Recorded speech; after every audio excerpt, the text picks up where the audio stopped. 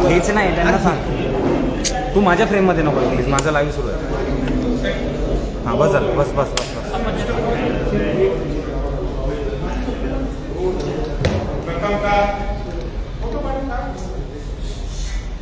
महाराष्ट्रातल्या सर्व जनतेचं मनापासून आभार व्यक्त करतो. इतकं प्रेम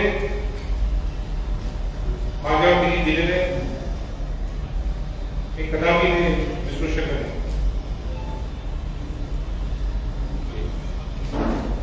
माझी राज्यसेवेची कार्यकाळ संपल्यानंतर पुढची राजकीय दिशा कशी असणार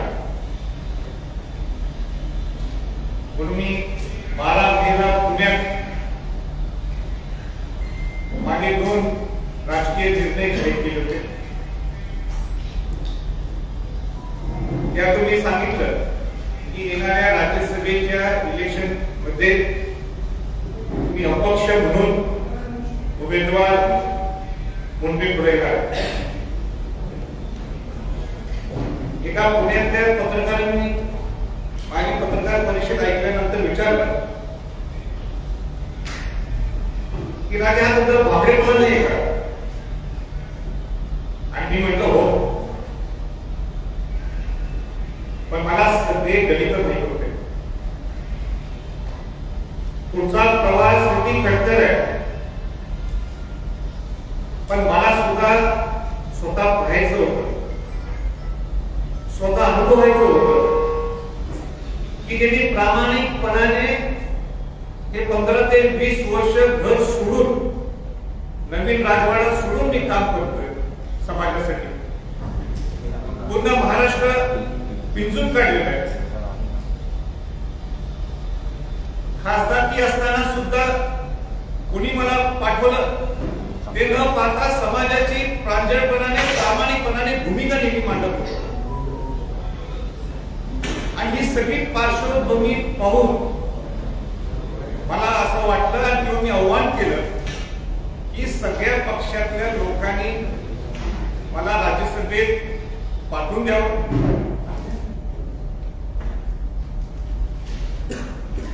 आणि डेट्स डिक्लेअर झाल्या राज्यसभेच्या. मुंबईला आलो मी आणि जे मी आता बोलणार आहे माझी बोलायची मुलीची इच्छा नाहीये, माझा स्वभाव तो नाही, माझ्या रक्तात ते नाही, माझ्या तत्वात ते नाही, पण मला आज बोलायचंय. आणि जे बोलायच्या अगोदर मला सुरुवात करायची आहे, मी मुख्यमंत्री उद्धव ठाकरेंना सांगू इच्छितो आपण कुठल्याही छत्रपती शिवाजी महाराजांचं स्मारक असेल, छत्रपती शिवाजी महाराजांचा पुतळा असेल, आपण दोघांनी तिथं जायचं, दोघांनी शिवाजी महाराजांना स्मरण करायचं. आणि जर का संभाजी छत्रपती खोटा बोलत असेल तर तुम्ही सांगायला पाहिजे.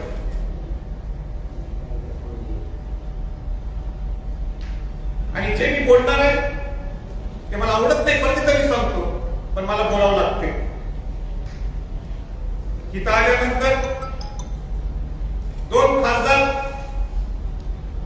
मुख्यमंत्रीजींनी माझ्याकडे पाठवले. आमची मीटिंग ओबेरॉय मध्ये झाली आणि त्यांनी दोघांनी सांगितलं मला की त्यांची इच्छा आहे की आपण शिवसेनेत प्रवेश करावा आणि उद्याच्या उद्या तुमची उमेदवारी आम्ही जाहीर करू.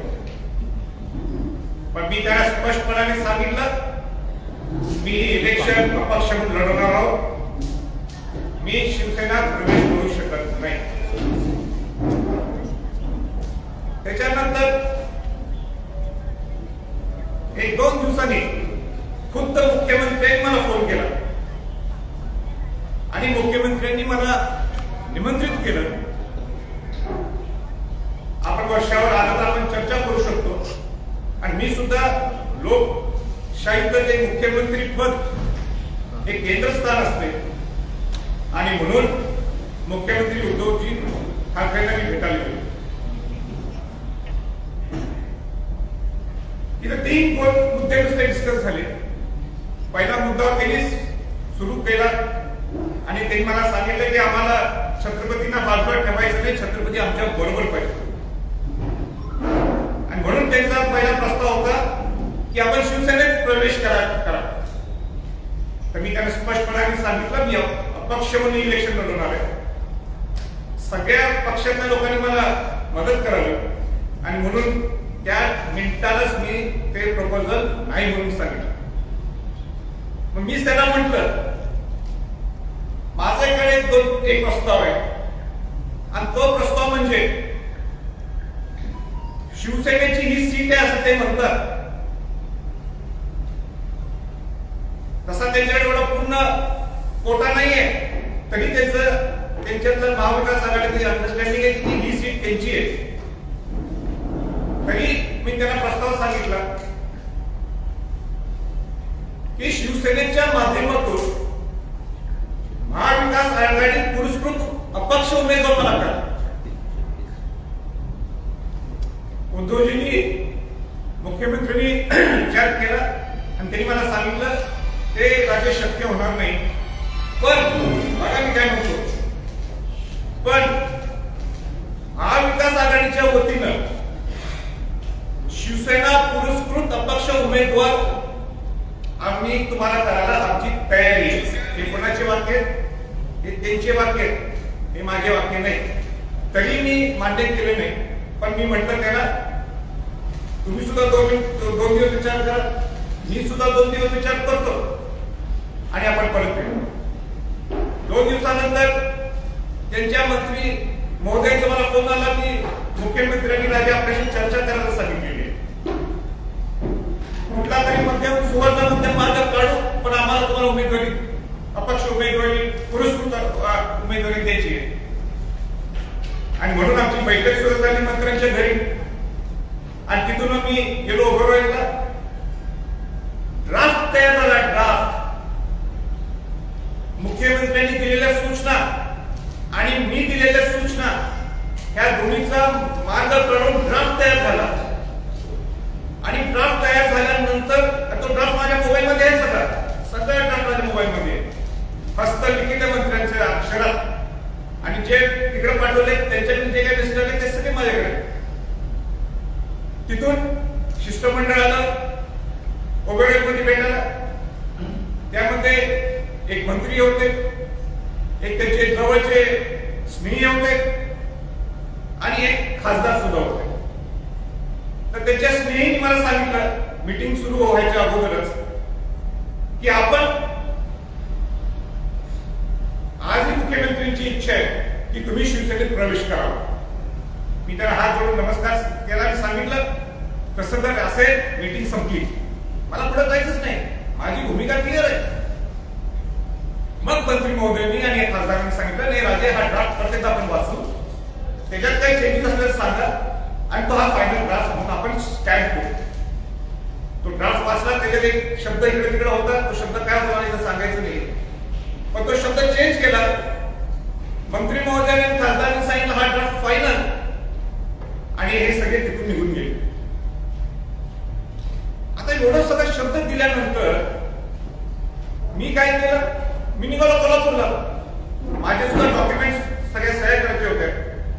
डॉक्युमेंटेशन तयार करायचं झालंय ते सीए आणि वकिलांची चेक करायचं म्हणून गेलो. कोल्हापूरला जाताना नवीन बातम्या मी बघायला होतो की वर्षावर शिवबंधन, उद्या प्रवेश. कोल्हापूरला गेल्यानंतर समजलं की उमेदवारी संजय पवार जे आमच्या कोल्हापूरचा माझा कार्यकर्ता लाडका कार्यकर्ता मला त्याला उमेदवारी जाहीर केली. मी ज्या खासदारांना जे तो त्याला फोन केला काय प्रकार चाललंय तेही गप झाले, काय बोलू शकले नाही. मंत्री महोदयांना फोन केला की काय प्रकार आहे तेही काही बोलू शकले नाही. मुख्यमंत्र्यांना फोन लावला पण त्यांनी काही फोन माझा घेतला नाही. पण मला इतकं वाईट वाटतंय की मुख्यमंत्र्यांच्याकडनं ही अपेक्षा नव्हती की त्यांनी दिलेला शब्द माझा बोलला. असो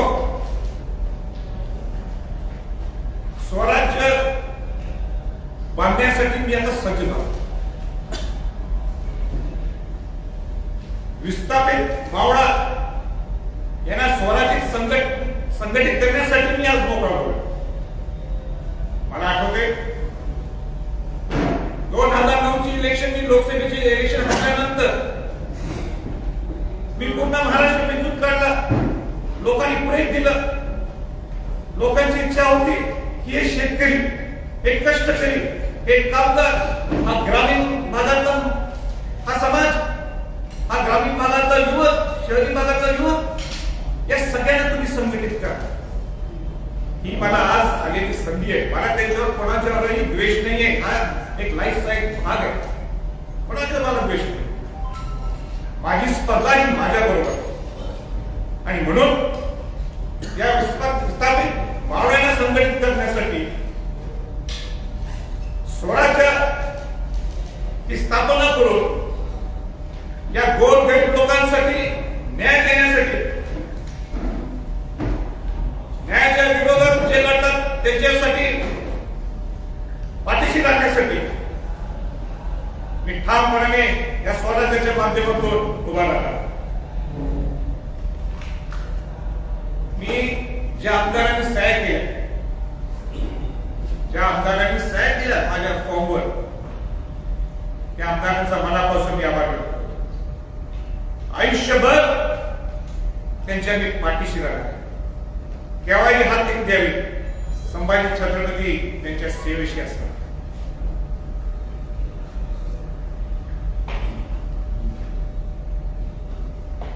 शिवसेनेने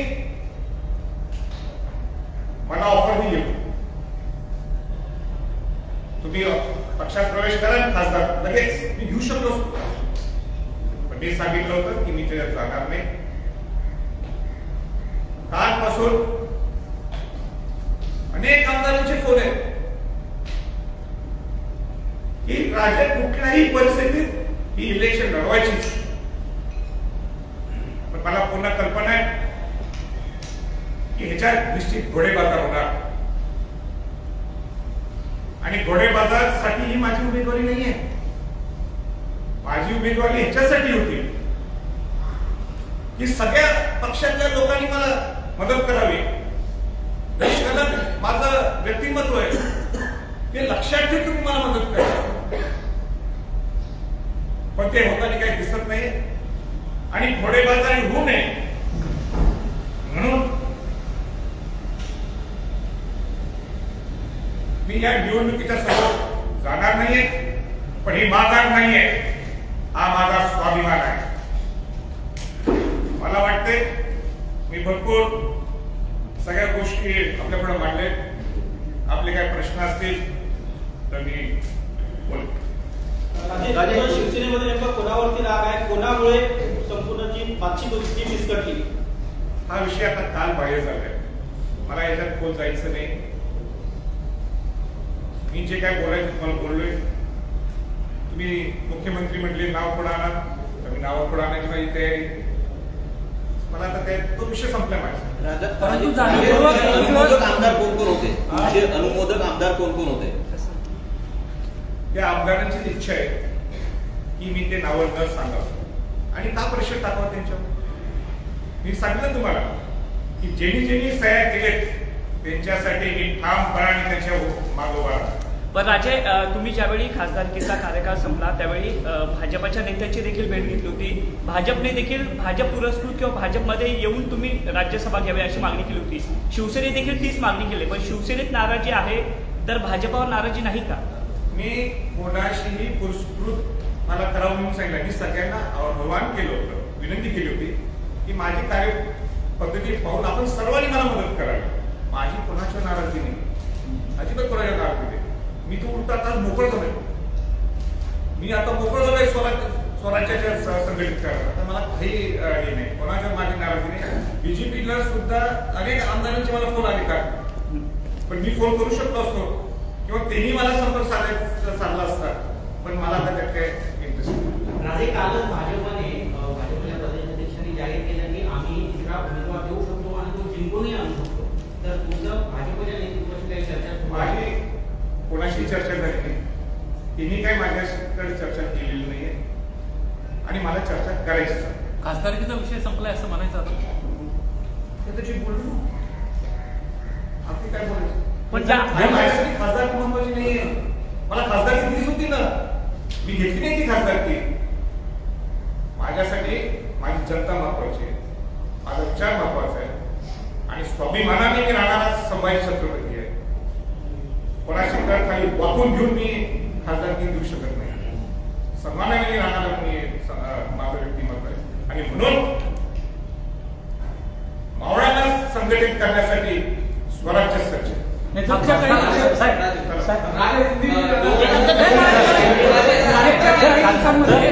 काही दिवसांमध्ये तुम्ही जे आंदोलन केलं होतं, खास करून मोठ्या प्रमाणात मला आश्वासनं देखील देण्यात आली होती. त्या मागण्यांसंदर्भामध्ये मंत्री स्वतः आले होत्या. स्वराज्याच्या माध्यमातून अनेक विषय पुढे स्वराज्य संघटनेचा आता पुढची राजकीय वाटचाल कशी असणार आहे? पक्षात त्याचं रूपांतर होणार आहे का? स्वराज्य या मिनिटाला नुसतं स्वराज्य ही संघटना, स्वराज्य ही संघटना स्ट्रॉंग करणार आहे मी आणि पूर्ण महाराष्ट्रात पिंजून काढण्यासाठी मी सज्ज. मला लोकांनी लोक एवढे मला प्रेम देतात, त्या प्रेमापोटी मी पूर्ण एकदा 2009 जसं फिरलो तसं परत एकदा महाराष्ट्रात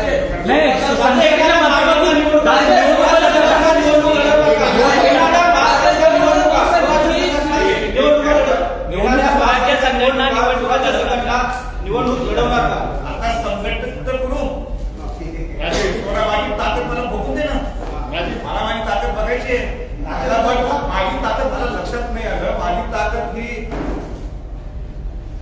42 आमदार नाहीये. माझी ताकद ही जनता आहे आणि म्हणून मी जनतेकडे. पण तुम्ही एकीकडे पोस्टर लावून आहे, एक पोस्टर हे केलेलं आहे.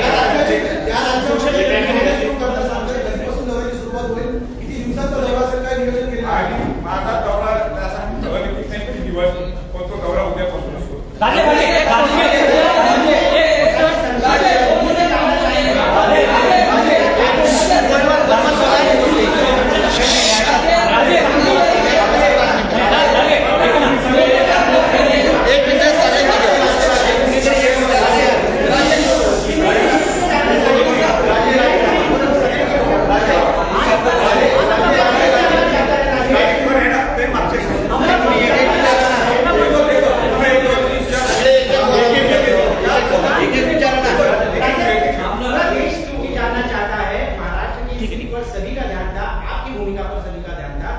संक्षिप्त में हिंदी में कह रहे हैं कि आप मैंने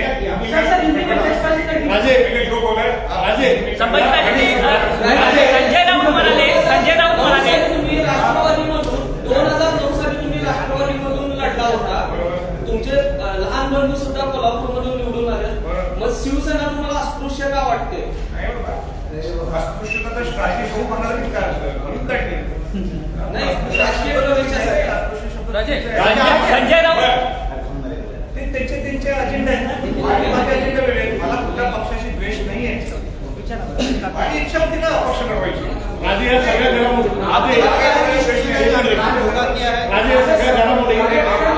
संजय राऊत म्हणाले की मावळे म्हणून राजे आहे, याचा अर्थ नेमका कसा काढायचा?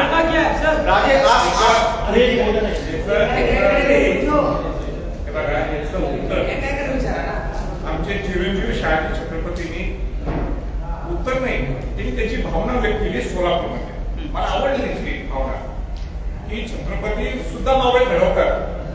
पण मला जर तुम्ही विचारलं की 1947 ला सगळे राजे लोक हे काय झाले, कोणी राहिले नाही, सगळे लोकशाही सगळे. आणि म्हणून मी सुद्धा काय झालो आणि होतो पूर्वी सुद्धा सत्तेच्या अगोदर जन्म झाला असला तरी नंतर सुद्धा मी सुद्धा छत्रपतींचा मावळा आहे. आणि म्हणून मावळा संघटित करणं स्वराज्याच्या माध्यमातून हा एकमेव पर्याय. राजे या सगळ्या घडामोडीची संजय राऊतांनी टीका केली आपल्यावर. सगळ्या राजे ही थेट टीका तुमच्यावर झाली. आपल्याला आमदारकी किंवा शिवसेनेचा अपक्ष म्हणून पाठिंबा न मिळण्यास संजय राऊत जबाबदार आहे. आणि मी त्यांच्याशी का बोलू? एवढं मोठे मला बोलायची गरज नाही. मला जर काय बोलायचं असेल ना, मुख्यमंत्री उद्धव ठाकरेंशी मी बोलतो. आता त्यांनी दिलेला शब्द होता, त्यांनी उद्या मला काय त्याला काय प्रतिक्रिया दिली राज्यसभा चुनाव है, ये जानना चाहते हैं कि आप क्यों नहीं लड़ते? सोशल मीडियाचे ते पोस्टर सर पोस्टर बद्दल एक मिनिट प्लीज बसा ना, प्लीज व्हायरल होत आहे, पोस्टर व्हायरल होत आहे. खाली बघा, केबल्स बघा. हिंदी में से 2-4 लाइन राजे पोस्टर व्हायरल होत आहे तुमचं. आता राज्यसभा नाही तर संपूर्ण राज्य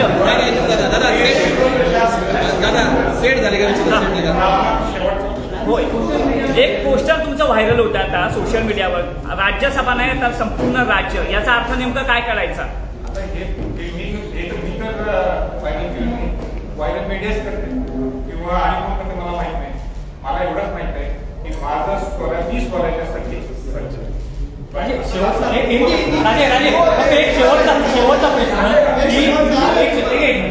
शेवटचा प्रश्न. तुम्ही म्हटला की जनतेसाठी मी जातोय आणि त्यासाठीच अपक्ष लढणार आहे. मग राजकीय पक्षाचं लेबल लावून तुम्ही जनतेसाठी लढू शकत नाही का? जनतेच्या हक्कासाठी लढू शकत नाही का? राजकीय पक्षाचं लेबल तुम्ही लावलाय मला त्या कुठल्या पक्षाचा द्वेष नाही आहे. त्यांचे अजेंडा आहे. काँग्रेसचा अजेंडा वेगळा आहे, राष्ट्रवादीचा वेगळा आहे, शिवसेनेचा वेगळा आहे. त्याला मी रिस्पेक्ट करतो. मी त्यांना अजिबात मला द्वेष नाहीये. तो त्यांच्या अजेंडा तिथे लावायलाच पाहिजे. लोकशाही पण मलाच त्यात अडकायचं नसेल तर तुम्ही मला बंद तर लावू शकत नाही. म्हणून आणि माझी कार्यपद्धती ही होती, ज्या पद्धतीने काम केलंय मला सांगा. आता पहिला नसेल काय आणि ज्यावेळी मराठा आरक्षण रद्द करण्याची माझी भूमिका मी मांडली किंवा रायगडचं काम असं मात्र त्याच्यात मी काही पक्षनिष्ठ बघितलं का? समाजाची भूमिकाच बघितली ना. याचा आदर तुम्ही करा नको का? माझी कार्यपद्धती आदर करा नको का? या सगळ्या पुढारी लोकांनी आयुष्यभर मी नुसतं ह्याच्यासाठी करतोय. खासदार कोणासाठी केली मी राजे नाही म्हणून माझं म्हणणं होतं की हे लक्षात ठेवून तुम्ही मला सगळ्यात मदत करा. राजे, ज्या आमदारांचं समर्थन होतं तुम्हाला त्यांच्यावरती पक्षीय दबाव होता का? आणि तुमचं संख्याबळ जुळवण्यात तुम्ही कमी पडलात म्हणजे एकदम रास्त सगळ्या पक्ष आमदारांच्यावर दबाव होता. मला सगळ्यांनी फोन करून सांगितलं की राजे आम्ही तुमच्या बरोबर आहोत.